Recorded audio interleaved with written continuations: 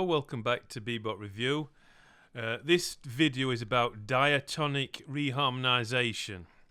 If you remember from Berkeley Jazz Harmony video 4, I said at the beginning of that video that it was really important, a very important video, one of the most important you're ever going to see, mainly because it introduces you to the three sounds in music: the tonic, subdominant and dominant sound.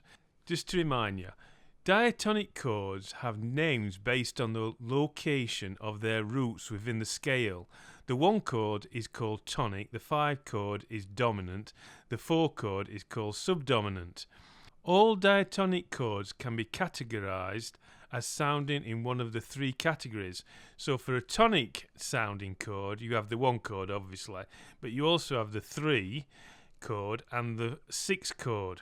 Right, they would both be minor chords. So in this key of C major, you have the tonic chord of C major, E minor, and A minor. They would all be tonic sounding chords. Subdominant chords, right, would be based on the 2 and the 4. So in C major, that would be D minor and F major. And dominant sounding chords are on 5 and 7. So in C major, that would be G7 and B minor 7 flat 5. Okay.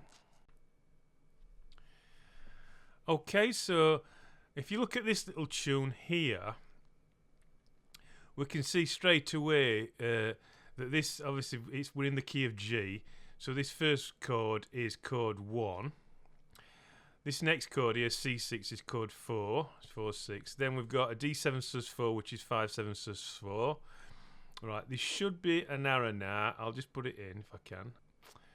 Put an arrow there, indicating movement to that 1. I should put an arrow there as well, I suppose, which is taking you back to this chord. So we've got 5-7 sus4 dominant type motion moving. The thing about these 5-7 sus4 chords is if you were categorizing these, that would be a tonic chord, right? That would be subdominant because it's chord 4. This 5-7 sus4 would with subdominant and dominant. It has 2 functions. In this function, it's operated as a dominant chord going from 5-7 to 1, right? But you see, just here, in that situation, it's functioning not as really as a dominant chord, but a subdominant chord, isn't it? So a 5-7 sus4 chord is kind of like a multifunction chord. It can be subdominant. It can also be a dominant chord, but it's not really a true dominant because this is a true dominant. It's 5-7, which is got a tritone in, which is driving down to this G. So this is more of a subtler sound. So you got this 1-4 with subdominant, kind of like subdominant to dominant type sound because we've got the perfect 5th movement down here in the bass, moving to this 1. Then we're going to this 5-7 sus4, which is now operating as a subdominant. But and as you see, the movement at the bottom is not perfect 5th; it's just repeating. Over to this 5-7, right, which is a proper dominant chord with tritoning, which is moving by perfect 5th to this G chord. Okay, so what we want to do is we actually want to see about reharmonizing this tune, actually changing the chords, because if a tonic chord can be replaced by chord number 3 and chord number 6, then we can actually change all this, can't we? And a 5-7 chord can be changed by a 5-7 or a 7. You're not really going to see a minor 7 flat 5 replaced that often. Usually you get diminished chords which act as like passing chords. We're going to talk about that later on, though. The 4-6 though, that can be replaced by a 2 chord, right? Because 2 and 6 are both subdominant, so that could be chord. There's something else before I actually go on about this. There's a lot more chords than this, right? There is more chords that you can substitute, but they're not within the key. They're not perfectly within the key, but there is lots of chords, or quite a few chords that you can actually substitute, like augmented chords and diminished chords and things like that. But we will talk about them later on. I don't want you to even start thinking about these things yet until you've really got this under your thumb. So I'm going to just re-put that on again, and this time I'm going to... Oh, before I do that, I tell you what, we'll play it. I'll play it to you, and yet let you listen to it running round a few times. I've kept the chords as blocked as possible, and you should be able to hear the bass. Listen to this chord here, how it's acting as a dominant chord, even though it sounds weaker than that chord because of this perfect fifth movement. So you've got this like funny dominant sound, but it's not a dominant chord, but you've got this movement, which is going. So it actually does sound like it's going to that G chord. This here really just sounds like a subdominant to dominant chord. That just sounds like a 2-5-1, that, but with the bass not the same, not perfect fifth rootment on the bass, Anyway, have a listen, see what you think, okay?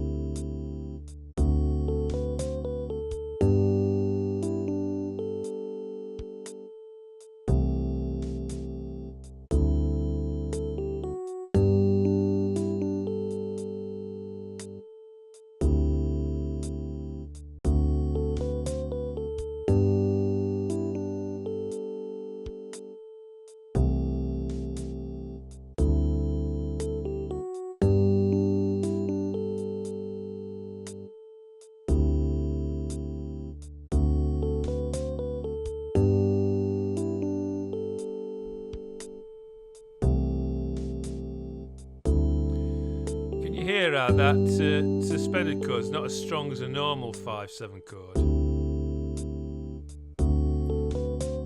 they've got a very strong movement here. See,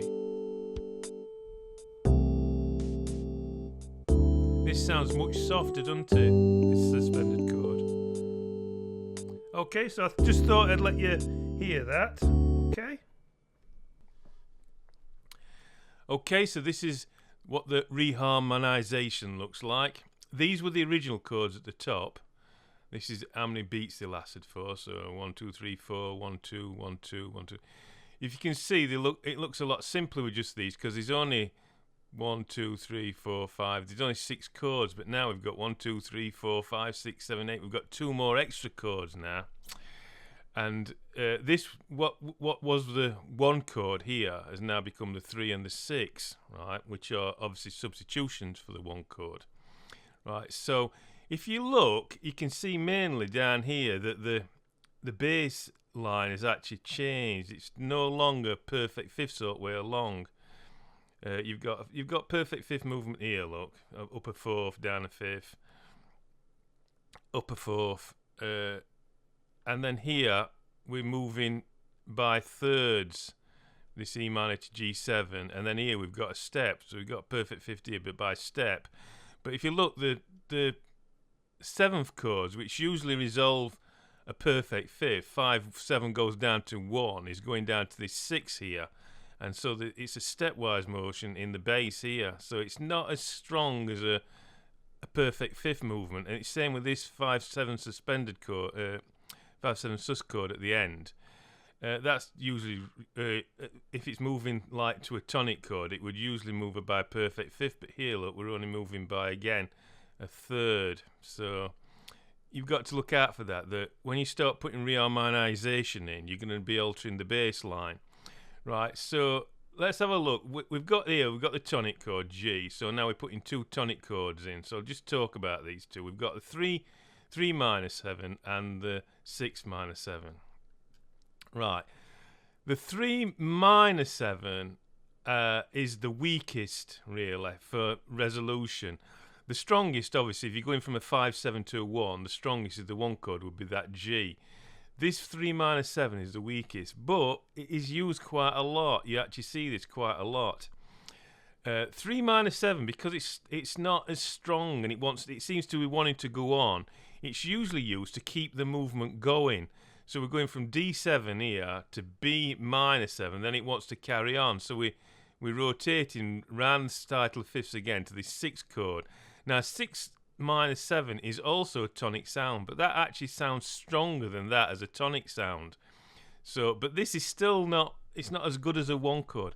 Now, the reason why that 3 minor 7 doesn't sound as strong as that 6 is because if you look at the G chord, you've got G, B, D. That's the tonic, the sound, into tonic sound.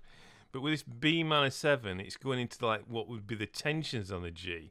So you got B, D, F sharp, you see. F sharp would be a tension, the major 7 on that. Then F sharp A, which would be a tension on that. So it's not as strong. The finish is not as strong.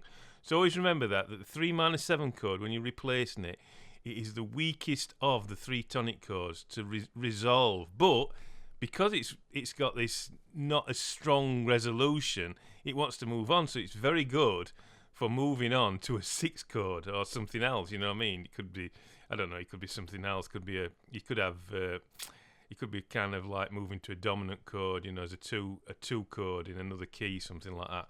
Anyway, we're moving to 6 chord here, which is stronger. It's more of a resolutionary type sound, but still not perfectly, you know, solid, the 6 chord. So we're using that again to move to the A chord. Again, all this is moving by fifths, right? So up a 4th, down a 5th or whatever, to this A minor 7 chord here, see? This 2 chord. So that's moving quite nicely to there. And because these chords are not as stable as the 1 chord, it's giving greater movement. Then we've got A minor 7, which is obviously, you all know, it's a 2 chord, moving to a 5/7, which would be the D7, right? But this time we're not resolving to a 1 chord again. We're moving to the 6 chord. Now that is more solid. It's a little bit more solid than that 3 chord. We're saying 2, 5, but not 1, 6. You know what I mean? And then this 6 chord here, right, which still kind of wants to move on, is kind of going to the 1 chord. So it's like a deceptive resolution. Then we're resolving here. You know what I mean? We're kind of like going to the 6 chord, but we're not going to the 1 chord, and then we're going to the 1 chord. So it's kind of delaying it's delaying the movement to the 1 chord. This is normal stuff in music, this, by the way. And then this is going to the 4 chord, which is a subdominant sound, right? Which replaces this D7 sus4. So it's still kind of, that D7 sus4 was acting as kind of a subdominant chord anyway. So we're going into a proper subdominant chord. Now that would normally be a 2 chord, wouldn't it, moving to a 5? But we're not moving to a 5 as we were before, proper 5. We're moving to a D7 sus. So we're kind of like making this subdominant sound, subdominant type tonic. And then this is not resolving 5/1. It's going back to this B7 by a third, jumping a third. So it's kind of like a little bit weaker to this chord. So it's kind of making the music move on instead of very solid 2/5s. It's kind of like moving all the time, the music. So this is kind of cycling round and round and round. One other thing I should say about it is, when you're reharmonizing a tune like this is called simply reharmonization of a tune, right? Which is different to arranging a tune, right? When you reharmonize a tune, make sure that the new chords are within the melody, okay? Don't just say, oh, I can stick a B minor 7 or an E minor in there for that 1 chord. Just make sure that it fits. Here, that A kind of is a tension on that E minor 7, but it's kind of resolving on this A minor 7. So they're good chords to use because you're kind of getting tension resolving. You get what I mean? So watch out for that. The actual chords kind of fit the melody. Okay, either as tensions that are going to resolve or something. You know what I mean? So like here you've got this A. You see, this is a G6. That A is a 9th, but it's kind of resolving there on that C6. Okay. All right. So that is different to if you didn't do that. Say you reharmonize the tune, and these chords couldn't fit this melody at all. What you would then do is you would then rearrange the music. This is called arranging, where you alter the melody in a tune to fit what you want it to do, you in the hook, in the chords. I remember I did this. I haven't got the music here; it's up at house. I did it to a Richie Cole tune called New York Afternoon. I wanted to make it into a real high-tech beboppy number, you know, really fast.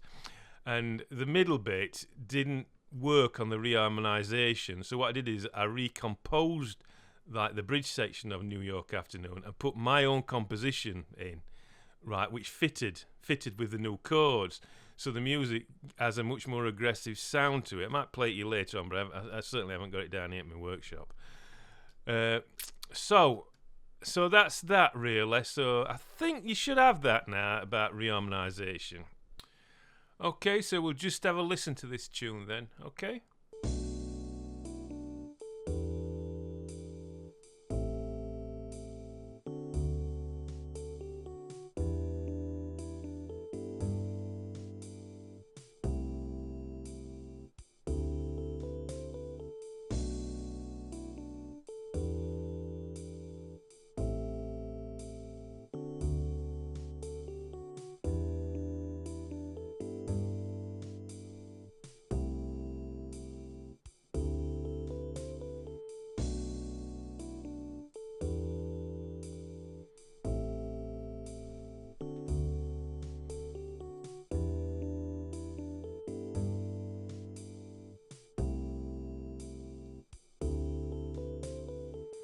As you can hear, the music is moving more, isn't it?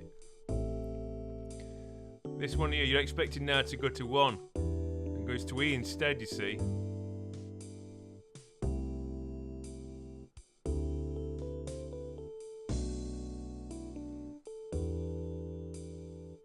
Two, 5, but then 6 instead of 1.